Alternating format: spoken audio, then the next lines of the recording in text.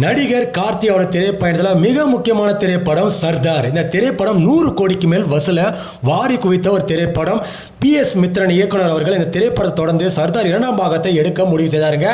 அதன்படி இந்த படப்பிடிப்புகள் வேக வேகமாக நடந்து வர நிலையில் சர்தார் 2 ப்ரோமோ சில நாட்களுக்கு முன்னாடி வெளிவந்தது. இந்த ப்ரோமோ பார்க்கும்போது நடிகர் S.A. சூர்யா அவர்கள் ஒரு வேற மாதிரி ஒரு வில்லனிசத்தை இன்ட்ரோ கொடுத்திருந்தாங்க.